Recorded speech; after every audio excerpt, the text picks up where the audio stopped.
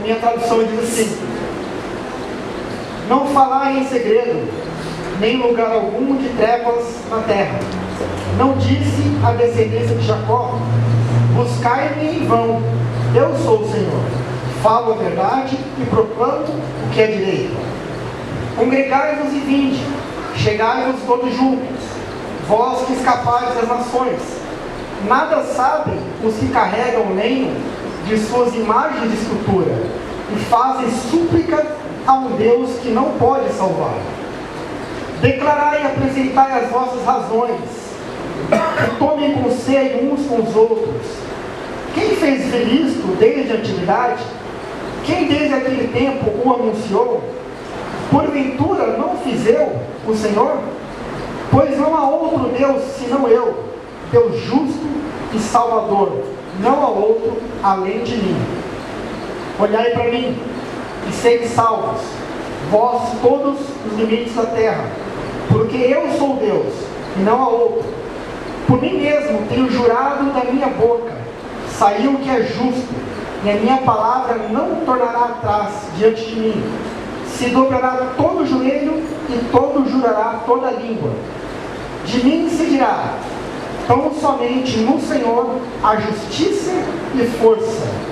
Até ele virão serão envergonhados, e todos que se irritam contra ele.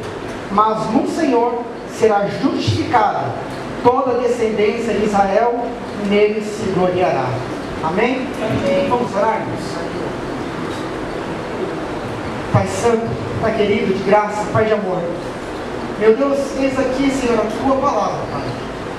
E te pedimos, ó Senhor, mais uma vez, o Senhor que é o Deus justo, único, verdadeiro, o único que sonda e conhece os nossos corações, o único que conhece as necessidades de cada um aqui de nós, que conhece cada íntimo, Senhor, das nossas vidas.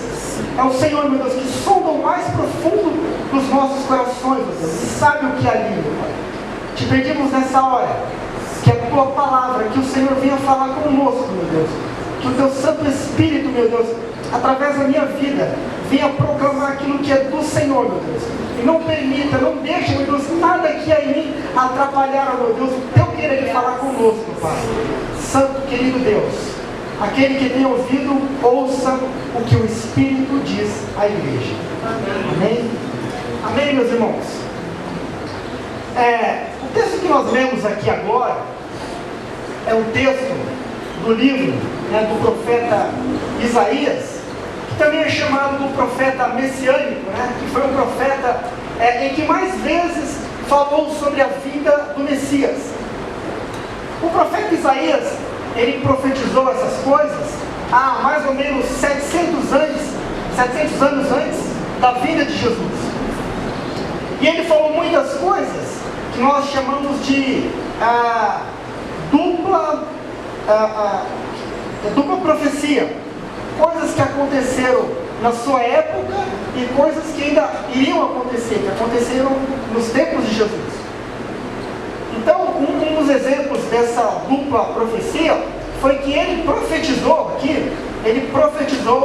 a queda de Israel.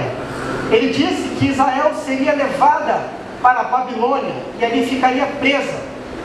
E assim aconteceu.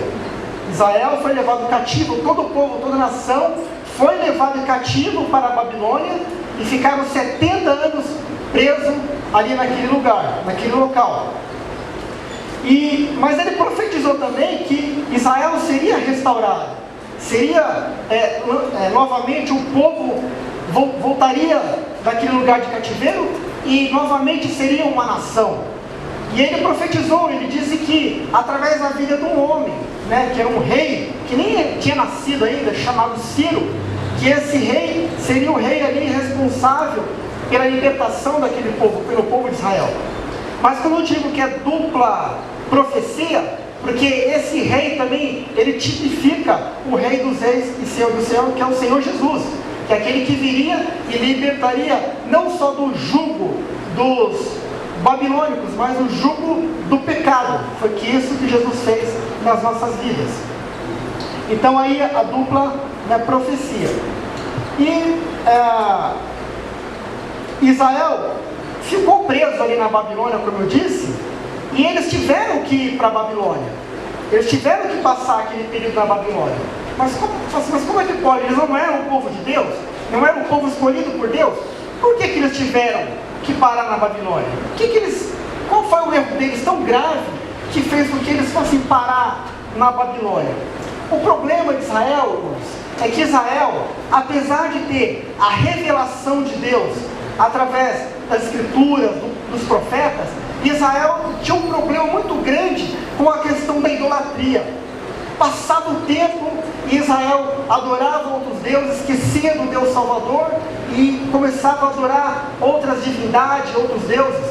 Nós vimos isso logo no começo, quando eles foram libertos ali, através de Moisés, quando começaram a andar no deserto. Eles foram libertos ali através do poder de Deus. Deus lançou as 10 pragas, fez com que eles passassem abriu o mar para eles atravessar. Deus sustentou eles no deserto, abrindo a água, dando água através da rocha, dando pão que vem do céu, que é o maná, cordonice. Deus sustentou aquele povo o tempo todo. E passado pouco tempo que Moisés subiu no monte para buscar Deus, demorou um pouco mais, sabe o que eles fizeram? Um bezerro de ouro. E começaram a adorar aquele bezerro de ouro. Eles disseram: vamos fazer um Deus para nós. Vamos dizer que foi esse Deus aqui que nos tirou lá do Egito. Vamos dar glória a esse Deus aqui que nós fabricamos. Foi isso que Israel fazia. E passava o tempo, e eles faziam isso. Você vai ver isso no livro de Juízes. Todo o tempo, eles levantavam um juiz, servo de Deus, anunciava as coisas do Senhor, ensinava a lei de Deus para o povo andava corretamente. Era esse juiz morrer, pronto, o povo se descambava e começava a se juntar com as outras nações e começava a fazer tudo o que os outros faziam. Adoravam outros deuses e colocavam aqueles deuses no lugar do Deus verdadeiro. Isso foi o tempo todo, irmãos, o tempo todo. Até que Deus, Ele permitiu que Israel fosse para na Babilônia. Israel foi para na Babilônia. E parece que isso, irmãos, é muito doloroso. 70 anos é muito doloroso você deixar sua casa, tudo que você construiu, o templo, tudo aquilo que lembrava a Deus, e eles tiveram que deixar. Os jovens, as riquezas, tudo foi levado para a Babilônia. Tudo foi levado. Mas isso, irmãos, serviu de uma grande lição. Sabe por quê? Porque depois que eles voltaram da Babilônia, através de Neemias, através de Esdras, através de outros homens, aquele povo temeu a lei de Deus. Aquele povo nunca mais adorou outros deuses. Esse negócio de imagens, você pode ver no Novo Testamento, não tem mais imagens. Eles não recaíram mais nesse erro de colocar outros deuses no lugar do Deus verdadeiro. E tudo isso, sabe onde que eles aprenderam? Lá na Babilônia, no meio de um povo que era idólatra. Lá eles tiveram que aprender o que é servir o verdadeiro e único Deus. No meio da Babilônia. Então aquilo serviu, aquele castigo, apesar de duro, serviu para o povo dar glória ao único e verdadeiro Deus. Então, quando nós vemos aqui o profeta dizendo, através do profeta dizendo que não é para falar em segredo, que é para anunciar, isso aqui ele já estava falando da vida, quando eles voltassem lá do cativeiro. Quando eles voltassem do cativeiro, era para eles estar falando abertamente para todo mundo, tudo aquilo que Deus fez por eles, o grandioso, o único, verdadeiro Deus, era para estar anunciando. E aí no versículo 20, ele diz: congregai-vos, vinde, chegai-vos todos juntos, vós que escapardes das nações. Nada sabem os que carregam lenho de suas imagens de escultura e fazem súplica a deuses com letra minúscula, que são deuses falsos, que não podem salvar. Então eles, apesar de estar no meio daquele monte de povo ali que adorava falsos deuses, que não eram deuses coisa nenhuma, eles sabiam quem era o verdadeiro Deus. Eles estavam anunciando agora juntos, como nós estamos fazendo aqui, juntamente, um culto público a Deus. Porque há dois cultos: ao seu culto pessoal, aquele que Jesus falou, que você vai fechar a porta do teu quarto, e em secreto você vai falar com Deus, você vai orar a Deus, você vai meditar na palavra de Deus. Esse é o culto pessoal. Mas há um culto público, que é o que nós estamos fazendo aqui. E aí ele disse isso: fazem isso, anuncie as grandezas do Senhor. Porque aquele povo lá, que carrega imagens e procissões, eles não sabem de nada. Eles não sabem de nada. Uma das características da idolatria é a cegueira. O idólatra, ele é completamente cego. Você pode falar para ele que aquilo é idolatria, mas não vai adiantar nada. Ele vai continuar na idolatria. Mas o nosso dever é falar. Porque quem vai convencer é o Espírito Santo. Não é nossa obrigação convencer. É o Espírito Santo que convence do juízo, da justiça e do pecado. A nossa obrigação é anunciar. Então, essas pessoas são totalmente cegas. Fazem súplicas a um Deus que nada pode fazer, que não pode salvar. E aí no versículo 21 ele diz: declarai, apresentai as vossas razões, que tomem conselho uns com os outros. Quem fez ouvir isso desde a antiguidade? Quem desde aqueles tempos anunciou? Porventura não fiz eu, o Senhor? Pois não há outro Deus senão eu, Deus justo e salvador, não além de mim. Amém? Amém. Vocês podem até tomar conselho, falar uns com os outros, perguntar, sabe? É dever nosso perguntar a razão da nossa fé, por que cremos? Isso é natural. Ele diz que é desde a antiguidade se faz isso, se pergunta. Mas quem é que fez isso? Não é o próprio Deus? Não foi Ele que desde o princípio Ele se anunciou como o único e poderoso Deus, justo e salvador? Desde a antiguidade Deus vem se revelando ao homem. Desde a antiguidade Deus se revela a nós primeiramente na nossa consciência. Fazemos alguma coisa errada, ainda que você é um bebezinho, uma criancinha, quando ela faz algo de errado, ela sabe que está errado. Por quê? Porque Deus se revela na consciência do ser humano. Deus se revela. Deus se revela também aonde? Na natureza. A própria natureza anuncia que há um Criador. Mas Deus se revela de maneira mais esplêndida na Escritura, é na sua palavra e em Cristo Jesus. Então, desde o princípio, Deus vem se revelando que Ele é o Deus Todo-Poderoso. E não há outro Deus justo e salvador senão Ele. Não há outro. Não há outro. Mas o que eu queria falar mesmo com vocês, irmãos, está aqui no versículo 22, que é um mandamento, que é algo que nós temos que prestar muita atenção.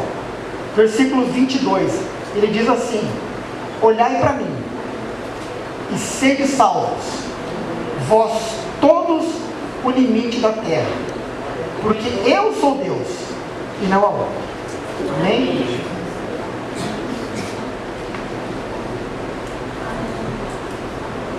Olhai para mim. Deus estava proclamando o teu povo. Irmãos, entendem que essa palavra, apesar de falar de idolatria, de um único Deus, Deus Santo, entendem que essa palavra, Deus não estava se dirigindo essa palavra para aquele que não conhece. Deus está dirigindo essa palavra para o seu povo. Para o seu povo. E Deus está dizendo: olhai para mim e sede salvos. E sede salvos.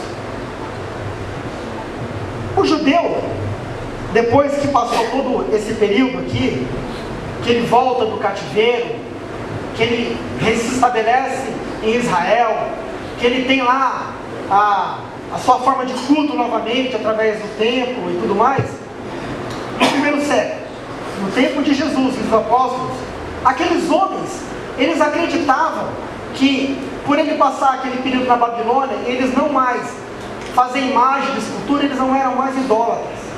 Eles eram pessoas salvas, porque eram judeus. E por nascer judeus, eles já estavam salvos.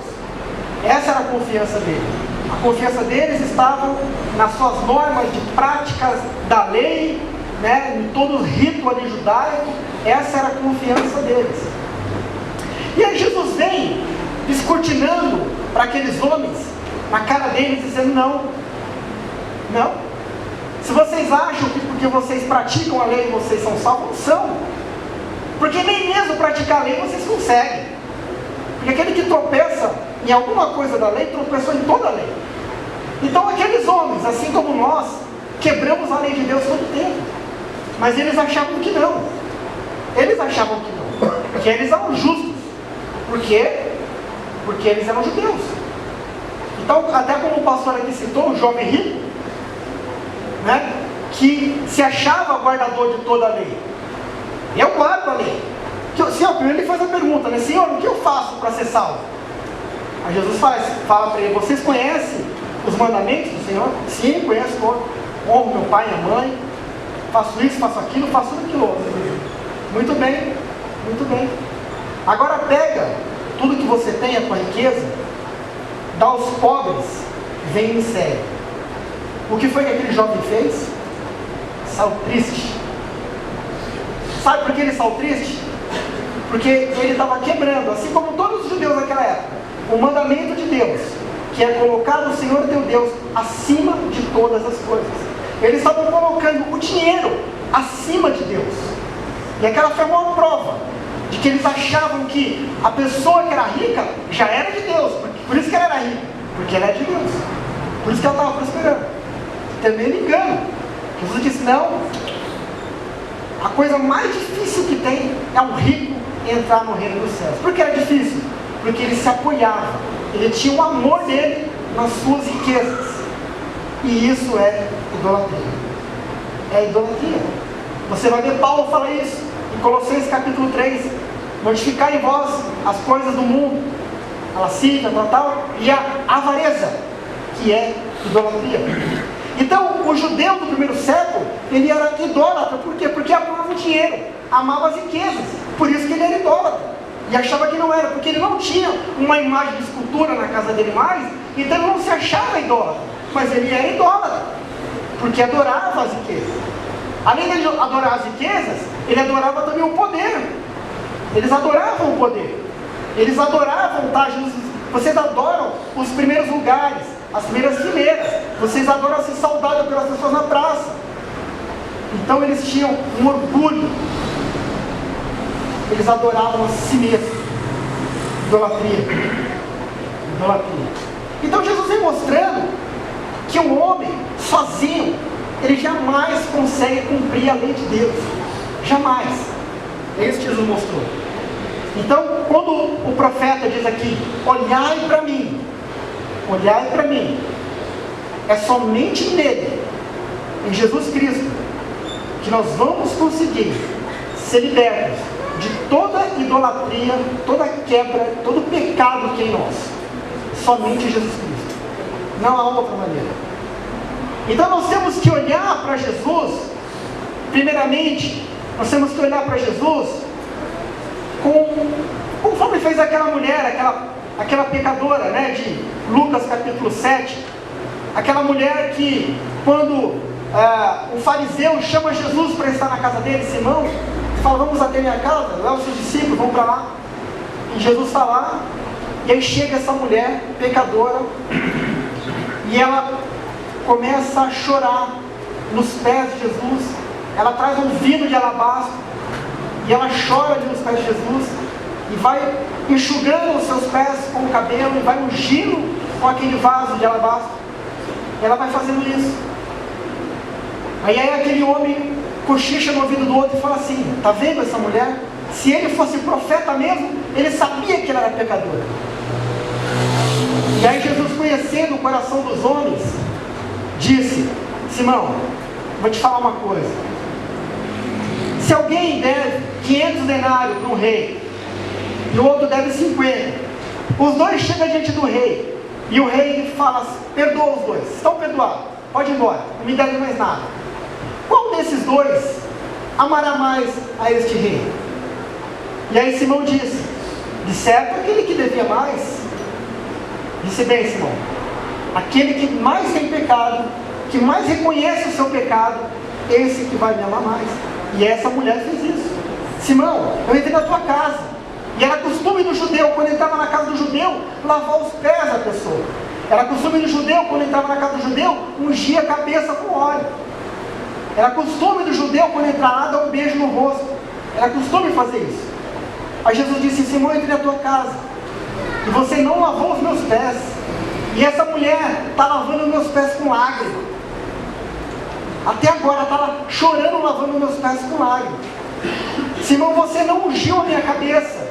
E essa mulher trouxe um precioso vaso de alabastro, está ungindo meus pés. Simão, você não me beijou. E essa mulher até agora não para de beijar os meus pés. Então quem é que realmente foi justificado por Deus? Aquele que tem mais pecado? Aquele que reconhece que é pecador? Ou aquele que acha que é santo? Então somente Jesus para descortinar isso em nós. Então é dessa maneira que nós temos que olhar para Ele, como pecadores que somos, sem forças em nós mesmos, sem condição nenhuma de nos redimir do nosso pecado.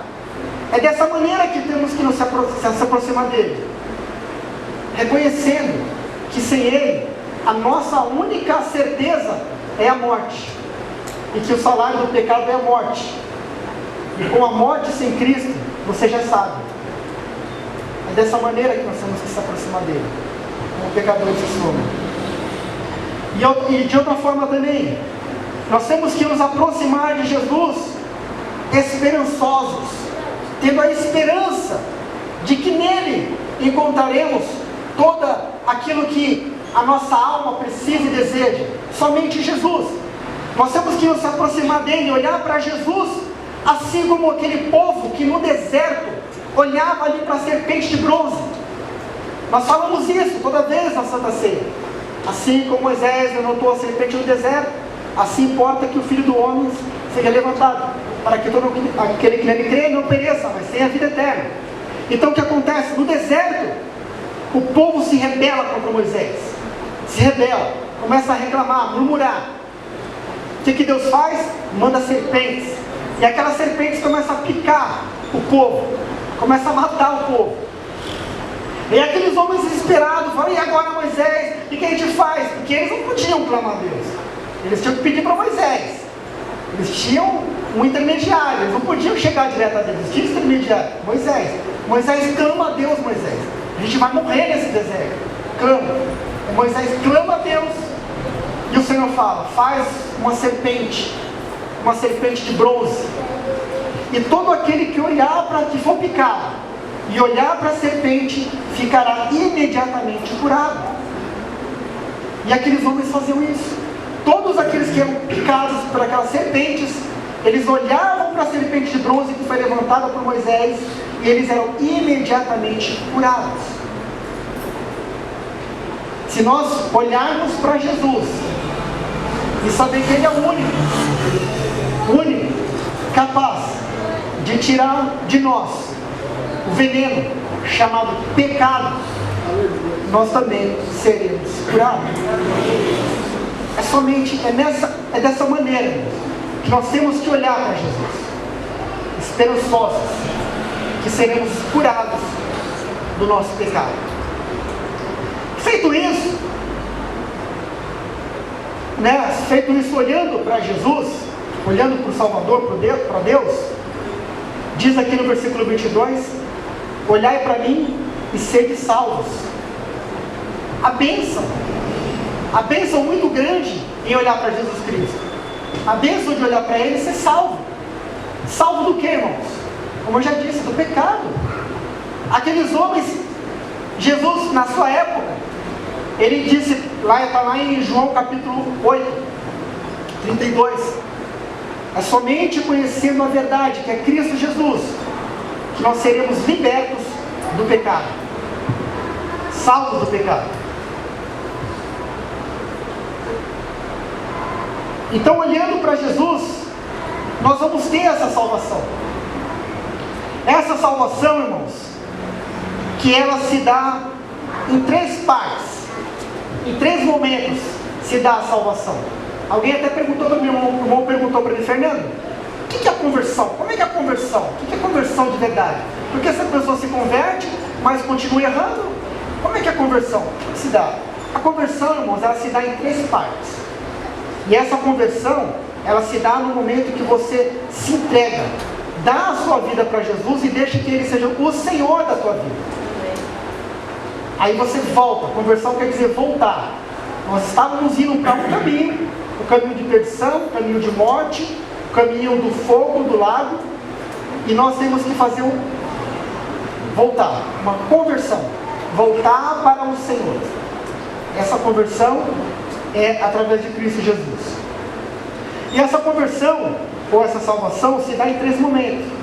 A primeira coisa que nós seremos salvos, quando olharmos para Jesus, nós seremos salvos da culpa do pecado. Da culpa do pecado. Porque esse pecado, irmãos, tem muita gente que acha, ou pensa até hoje, que nós somos pecadores porque nós pecamos. E não é verdade. Nós pecamos porque somos pecadores. Nós nascemos com o DNA do nosso pai chamado Adão, que pecou lá atrás. E nós carregamos essa herança do pecado até o momento em que nós entregamos a nossa vida para Jesus. E quando isso não é feito, nós carregamos em nosso DNA uma coisa chamada pecado. Nós carregamos em nós. Então, qual foi o plano de Deus? Qual era a única maneira de livrar o pecador da culpa do pecado? Porque se todo homem nasce debaixo do pecado, todo homem nasce debaixo, já tendo esse pecado, como fazer agora? Se nós, das nossas próprias forças, não podemos nos redimir do nosso pecado, como fazer agora? O plano de Deus se chama Jesus Cristo. Ele, sendo Deus, ele se faz a imagem de homem, assim como nós.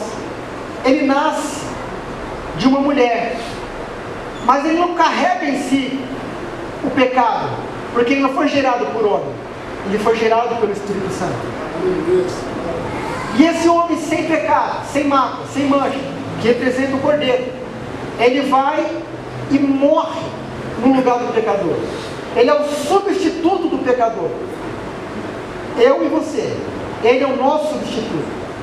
Então Jesus Cristo, nesse ato, nessa atitude, ele nos torna justos. Ele tira de nós a culpa do pecado, através desse ato de Jesus Cristo. Então nós temos que olhar para Jesus, mas não somente olhar para Jesus, mas olhar para a cruz de Cristo. E quando eu digo olhar para a cruz de Cristo, não é olhar a imagem da cruz, seja ela com crucifixo ou sem crucifixo, com Cristo ali pendurado ou não, cruz vazia, não importa. Não é a imagem da cruz que temos que olhar, mas nós temos que olhar a mensagem da cruz. Presta atenção na mensagem da cruz. É na mensagem da cruz que você vai entender o plano de salvação de Deus. A mensagem da cruz, ela é loucura para os judeus. É loucura para os que se perdem. Ela é vergonha. Ela é vergonha para os que não são judeus. Mas é isso que nos traz a salvação. É a mensagem da cruz de Cristo. Então Cristo nos torna justificado, através, tirando de nós a culpa do pecado. Esta é a primeira bênção. A segunda bênção é que eles nos tornam agora, através do seu poder, eles tiram de nós agora o poder do pecado. O poder do pecado. Porque o que acontece, irmão? Deixa eu explicar para vocês. Eu tinha um Astra 2015. O pastor lembra dele, né, pastor? Já mexeu bastante dele. Mas tinha um problema aquele Astra. Aquele Astra, ele vira e mexe, mesmo que fazia balanceamento, alinhamento, o pastor já tentou, não tinha jeito. Eu soltava, estava na estrada ali, andando com ele, quando eu soltava a direção, ele fazia assim, ó. Ele ia, se inclinava, ele ia para a direção sozinho.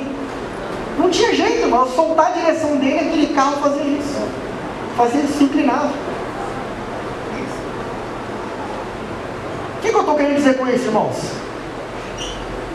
Um homem do primeiro século, acho que foi terceiro século, aliás,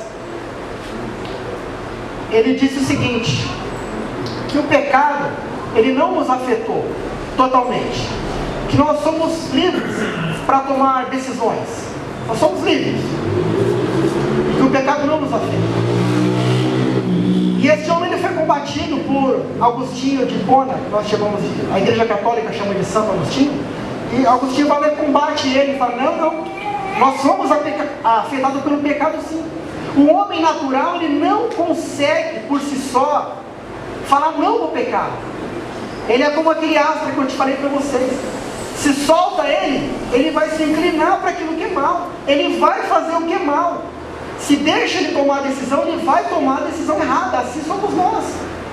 Nós, antes de sermos reconciliados com Deus através de Jesus Cristo, assim é a nossa vida, irmãos. Nós não conseguimos tomar a decisão certa. Então é por isso que tem essa briga do ter o livre-arbítrio, não ter o livre-arbítrio, mas não é que Deus tomou o livre-arbítrio e diz, não, vou dominar vocês, são o seu. Não é isso. Quando diz que o homem não tem mais o livre-arbítrio, ele tem o arbítrio, mas o arbítrio não é mais livre. O arbítrio é pendente para aquilo que é pecado. É o pecado que toma o livre-arbítrio do homem, não é Deus. Então o homem natural, ele precisa se reconciliar com Deus através de Jesus Cristo.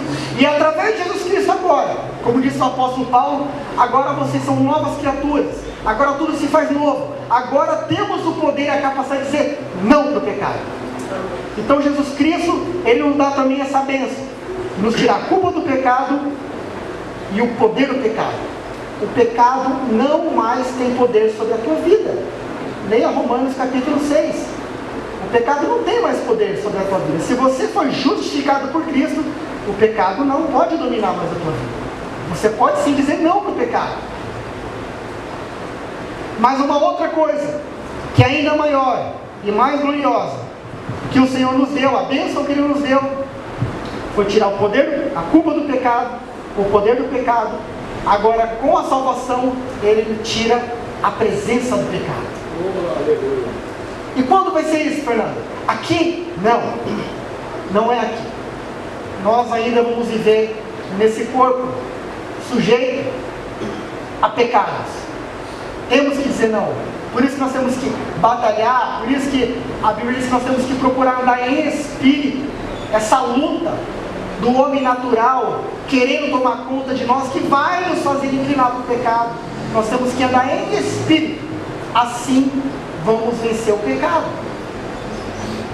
Mas a presença do pecado ainda vai reinar aqui.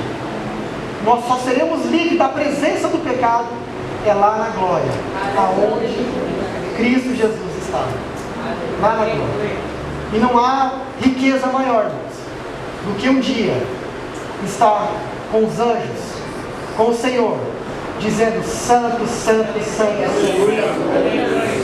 E nós só vamos conseguir isso olhando para Jesus. Como diz lá em Hebreus, o autor e consumador da nossa fé. Mas, irmãos, nós só podemos, ou só vamos conseguir ter essas bênçãos, como diz aqui o texto, se nós olharmos somente para Ele, sem nenhum substituto. Somente. Não podemos ter outros deuses. Porque quando se fala em idolatria, talvez na nossa mente vem isso, diz aqui o texto, no versículo 20, que nós lemos, imagem, escultura, né? Quando se fala de idolatria, a gente vê lá quando foi a Família das Crianças, lá dia 12, né? Que o povo vai lá para Aparecido, e leva lá as imagens, procissões, isso aqui, a gente vê isso para o Brasil inteiro. Aí a gente vê idolatria, poxa, o povo ainda continua na idolatria, continua na cegueira, o povo continua assim. Mas será que nós não estamos agindo que nem o judeu do primeiro século, achando que não era mais idólatra, e continuamos sendo idólatras? Será que ainda não estamos, será que realmente, irmãos, nós somos libertos desse pecado chamado idolatria? Posso apertar um pouquinho? Eu não tinha rede social, fiz esses dias aí porque tem uma empresa, uma marcenaria, e um amigo falou, não, faz uma rede social aí no Facebook, porque você divulga o teu trabalho lá, você pode colocar lá o teu trabalho, tudo vai ver, é melhor. Bacana, coloquei lá. Mas confesso que não tenho muita paciência para ficar olhando, não. Até para colocar tem dificuldade. Mas o que me chama muita atenção, irmãos, é que a maioria dos meus amigos, né, das redes sociais são da igreja. Pessoas que eu conheço são da igreja. E a gente vê ali, irmãos, homens, mulheres, pessoas que se dizem, ou que deveriam ter o único Deus como justo e salvador, como diz aqui no versículo 20, mas elas ficam apoiando a sua confiança, a tua fé em homens que nada podem salvar, que nada, ficam apoiando a sua fé em homens que não foram justificados, e querem justiça desses homens, e querem que esses homens sejam justos. Mas como que eles vão ser justos, se eles não conhecem, se eles não foram justificados como você e eu fomos? Mas as pessoas continuam apoiando a sua vida, a sua confiança neles, achando que o Lula pode salvar, achando que o PT pode salvar. De igual modo, outros acham que o bolsonarismo vai salvar. Falem coisas que vão realmente mudar a vida de pessoas, que vai trazer a verdadeira libertação, que não é a libertação de poderes desses homens que nos subjugam através de uma política falsa. Não é isso que temos que ser libertos. Nós temos que ser libertos da verdadeira escravidão, que é o pecado que domina nossas vidas. É disso que nós temos que ser libertos. É disso que tem que ser anunciado. Então eu vejo homens, às vezes pastores, que ficam o tempo todo colocando que fulano vai salvar, que fulano vai mudar, que não vai, irmãos, não vai. Não apoie a sua vida nessas coisas. Apoie a tua vida na palavra de Deus. Como ele disse aqui, os céus e a terra passarão, mas a minha palavra não vai passar. Um dia todos esses homens, todos nós, chegaremos diante do Senhor. Está escrito aqui, todo joelho dobrará, toda língua confessará que só Jesus Cristo é o Senhor. E não temos outro Senhor. E não temos que ter outro Senhor. Então muitas vezes, nós se achamos divididos. Não digo nem pela direita nem pela esquerda, porque isso não é divisão que se faz. Você vai para um lado e para o outro somente. Mas a verdadeira divisão que se deve fazer é se você serve a Deus ou se você não serve a Deus. O único que divide o homem é Jesus Cristo. Ele disse, eu trarei, não vou trazer paz, eu vou trazer espada no meio de vocês. Eu vou dividir o amor de mãe contra filha, filho contra o pai, o vizinho contra o seu vizinho. É isso que eu vou trazer, é espada. Não que Jesus vai colocar uma espada na nossa mão, mas quando nós aceitamos e reconhecemos esse Deus como nosso único suficiente Salvador, Ele põe uma espada na mão daquele para nos atingir, para nos atacar. E nós temos que aceitar, ser mortos. Fomos enviados como ovelhas para o meio de matadores. Se fomos mortos, que sejamos, mas sejamos para a glória do Senhor. Então aonde é que está? Aonde você apoia a sua vida? Não apoie nem na direita nem na esquerda, mas fique no centro. No centrão lá, no politão, não. No centro da vontade de Deus. É aí que deve estar a minha e a sua vida. No centro da vontade do Senhor. É nisso que nós temos que nos apoiar.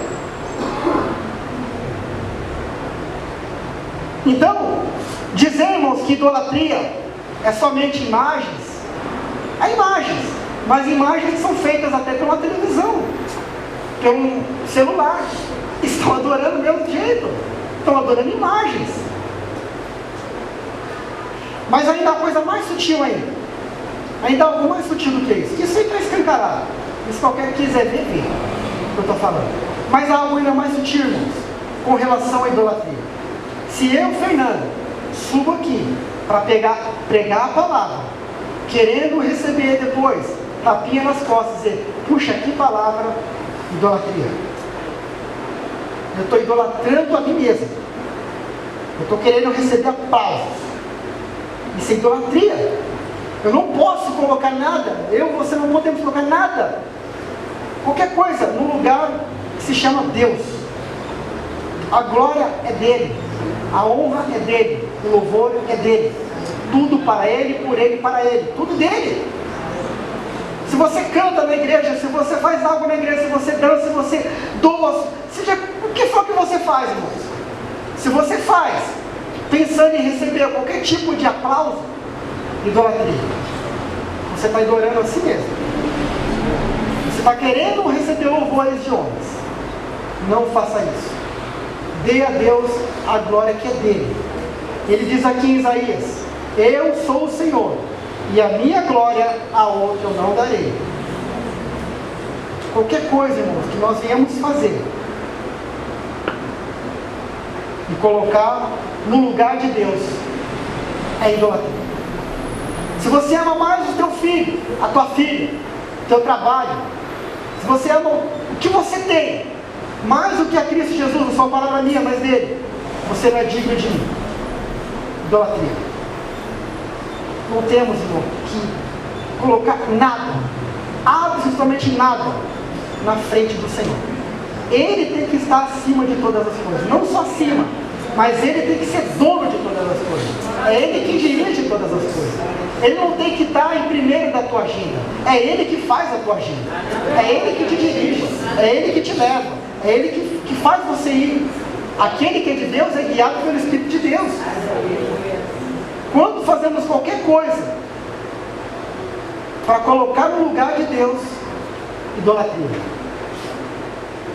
Então nós temos que tomar um cuidado, irmãos, para não ser como aquelas pessoas do passado, que estavam achando que estavam fazendo tudo correto, porque não tinha mais uma imagem, não tinha mais um altar, mas estava adorando a si mesmo, as riquezas acima de todas as coisas. Amém? Eu queria